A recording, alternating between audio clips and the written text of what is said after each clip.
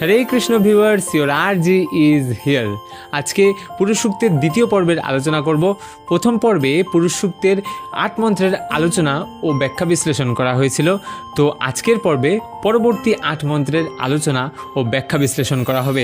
যারা যারা নতুন দেখছেন তারা এখনই এই ভিডিওটিকে স্টপ করে আগের অর্থাৎ প্রথম পর্ব দেখে নেওয়ার অনুরোধ জানাচ্ছি, কারণ প্রথম পর্ব না বুঝলে দ্বিতীয় পর্বের কিছুই বুঝতে পারবেন না। প্রথম পর্বের লিঙ্ক ডেসক্রিপশনে দেওয়া আছে এবং ওপরের এই আই বাটনটিতে ক্লিক করে প্রথম পর্ব দেখে নিতে পারেন। চলুন তাহলে আজকের পর্বে পুরুষ সূক্তের পরবর্তী 8 মন্ত্রের বিশ্লেষণ করা যাক।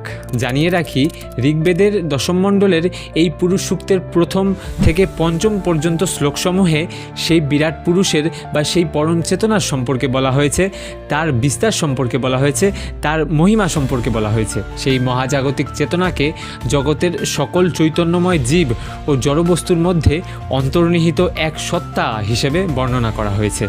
তো এখন একটা প্রশ্ন জাগে, তাহলে এই পুরুষ আসলে কি? এই পুরুষ হলেন কসমিক অবজারভার বা মহাজাগতিক পরিদর্শক। কসমিক অবজারভার বলতে এমন এক সত্তাকে বোঝানো হয় যিনি সার্বজনীন বা মহাজাগতিক স্তরে সব কিছু পর্যবেক্ষণ করছেন, কিন্তু নিজে তাতে সরাসরিভাবে অংশগ্রহণ করেন না।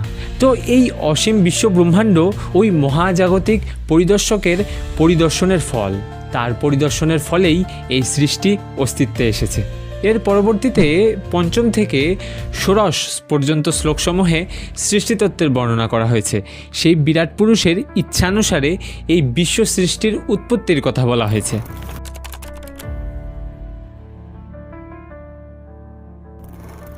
পুরুষ সূক্তের নবম মন্ত্রে বলা হয়েছে, তস্মাৎ যজ্ঞাৎ সর্বভূতঃ ঋচ সামানি যজ্ঞিরে ছন্দাংশি যজ্ঞিরে তস্মাৎ যজুঃ তস্মাৎ অজায়ত।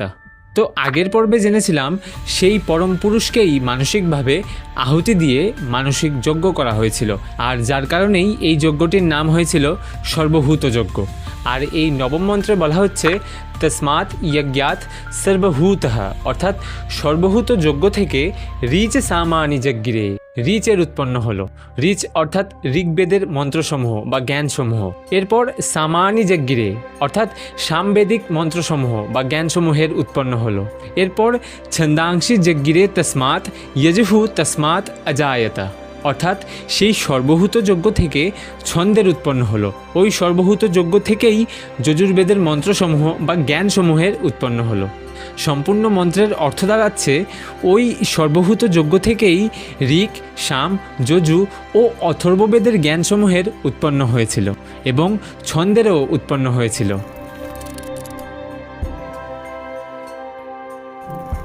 এরপর দশম মন্ত্রে বলা হয়েছে, তস্মাৎ অশ্বা অজায়ন্ত ইয়ে কেচ উভয়াদতঃ গাবহ যজ্ঞিরে তস্মাৎ তস্মাৎ জাতঃ অজাবয়ঃ, অর্থাৎ তস্মাৎ মানে তা থেকেই, অর্থাৎ ওই সর্বভূত যজ্ঞ থেকেই অশ্বা অজায়ন্ত অশ্বের বা ঘোড়ার উৎপন্ন হলো।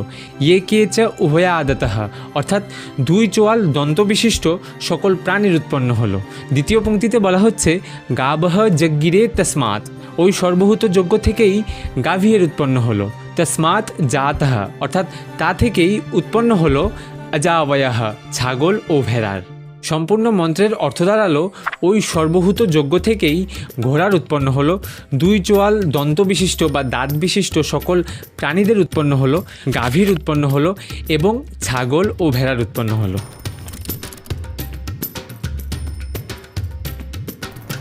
এরপর 11তম মন্ত্রে বলা হচ্ছে, यत् पुरुषं व्यदुधुः कतिधा वैकल्पयन् मुखम कीमस्य को बाहु क उरुपद उच्चते।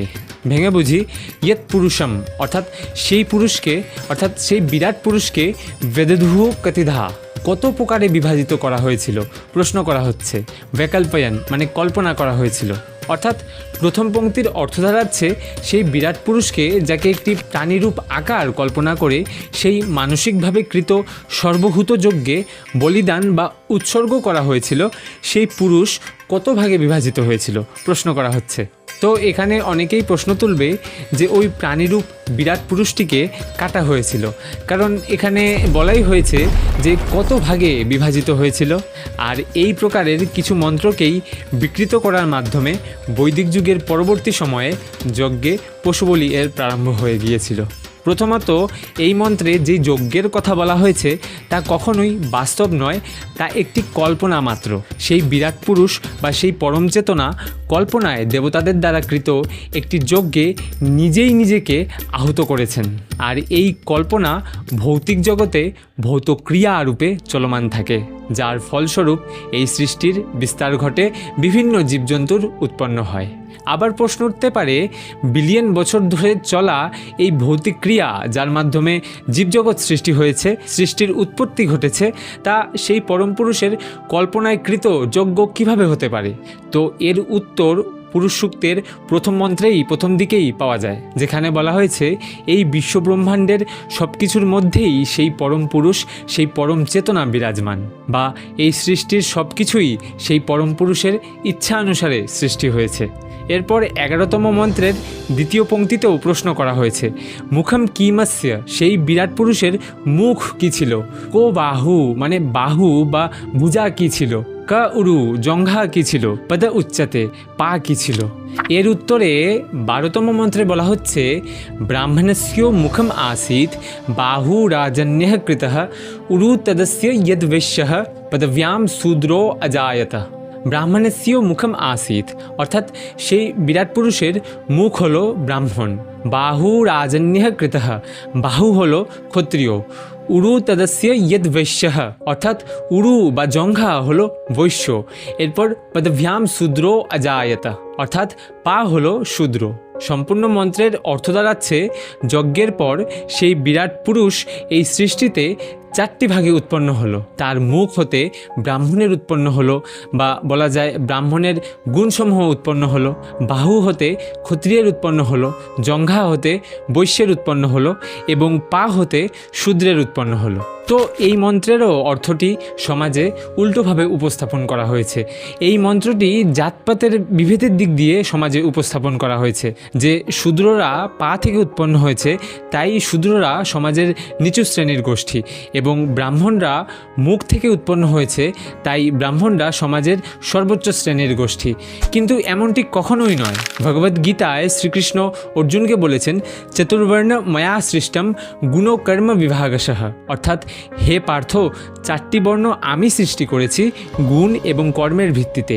তো পুরুষ সূক্তের 12তম মন্ত্রটির সাথে ভগবদ্গীতার শ্রীকৃষ্ণের ওই বচনটির সামঞ্জস্য করলে বোঝা যায়, সেই বিরাট পুরুষের কল্পিত এক একটি অঙ্গ থেকে এক একটি গুণের উৎপন্ন হয়েছে, অর্থাৎ ব্রাহ্মণজাত গুণ, ক্ষত্রিয়জাত গুণ, বৈশ্যজাত গুণ এবং শূদ্রজাত গুণ।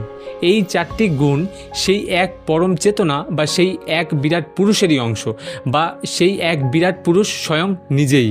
এখানে এই 4টি গুণকে বা এই 4টি সম্প্রদায়কে এক বলে ধারণা দেওয়া হয়েছে। এই 4টি সম্প্রদায়ের মধ্যে গভীর একাত্মতার প্রকাশ করা হয়েছে, তাই বলা হয়েছে এই 4টি সম্প্রদায় মিলেই সেই বিরাট পুরুষ। কিন্তু সমাজে এটাকে জাতপাতের ভিত্তিতে, উঁচু নিচুর ভিত্তিতে তুলে ধরা হয়েছে।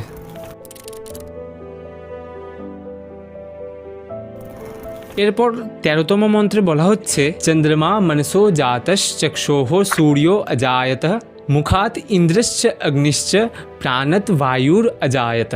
ভেঙে বুঝি, চন্দ্রমা মনসো জাত মানে মন থেকে চন্দ্রমার উৎপত্তি হলো। এরপর চক্ষু সূর্য অজায়ত, সেই বিরাট পুরুষের চোখ হতে সূর্যের উৎপন্ন হলো। মুখাত ইন্দ্রশ্চ অগ্নিশ্চ, মানে মুখ হতে ইন্দ্র ও অগ্নির উৎপন্ন হলো।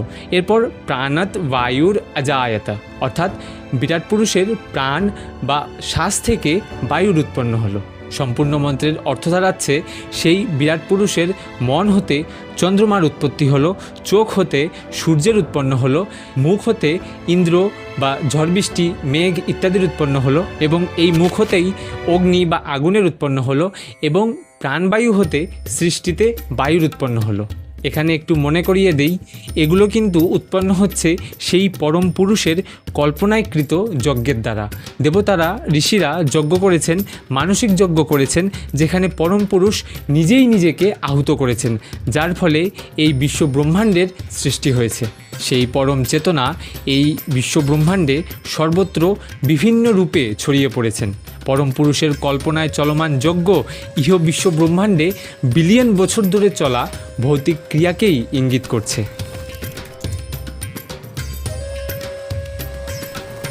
এরপর 14তম মন্ত্রে বলা হচ্ছে, নব্যা আসীদন্তরিক্ষম শীর্ষ্ণৌ দৌহ সমবর্তত পদব্যাম ভূমির দিশঃ সোত্রাৎ তথা লোক অকল্পয়ন। এই মন্ত্রে সেই বিরাট পুরুষ বা পরম চেতনা হতে বিভিন্ন লোক বা জগৎসমূহের উৎপন্নের কথা বলা হয়েছে। নব্যা আসীদন্তরিক্ষম, নাভি হতে অন্তরিক্ষের উৎপন্ন হলো। শীর্ষ্ণৌ দৌহ সমবর্তত, অর্থাৎ শীর্ষ বা মস্তক হতে দ্যুলোকের উৎপন্ন হলো।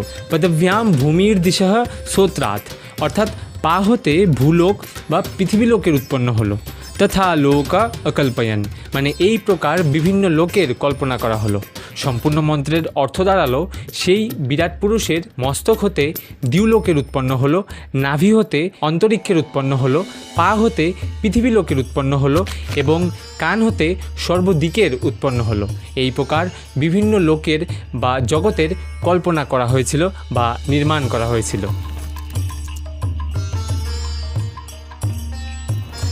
এরপর 15তম মন্ত্রে বলা হচ্ছে, সপ্তস্যান পরিধীয় স্ত্রিয় সপ্ত সমিধ কৃত দেবা যজ্ঞম তন্বানা অবদনন পুরুষম পশুম। অর্থাৎ সেই মানসিকভাবে কৃত সর্বভূত যজ্ঞে সপ্তস্যান পরিধীয়, মানে 7 পরিধির কল্পনা করা হয়েছিল। স্ত্রিয় সপ্ত সমিধ কৃত, মানে 21 সমিধার কল্পনা করা হয়েছিল।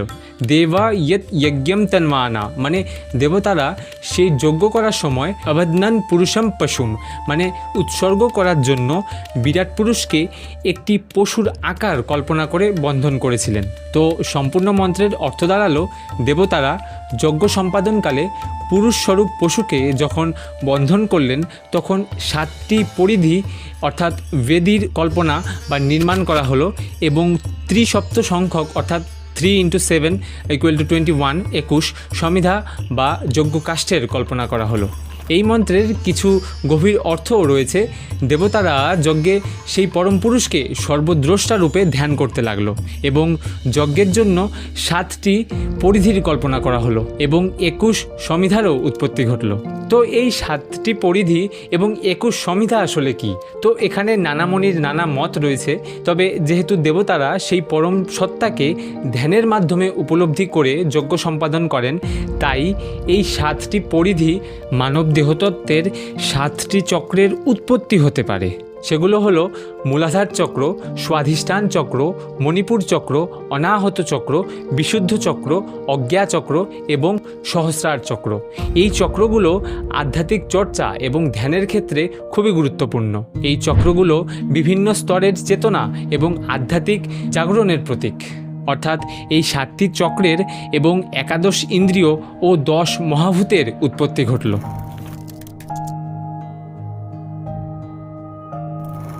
এরপর পুরুষ সূক্তের অন্তিম মন্ত্র 16তম মন্ত্রে বলা হচ্ছে, যজ্ঞেন যজ্ঞম যজন্ত দেবস্থানি ধর্মানি প্রথমন্যাসন তেহ নাকম মহিমানঃ সচন্ত যত্র পূর্বে সধ্যায়ঃ সন্তি দেবঃ।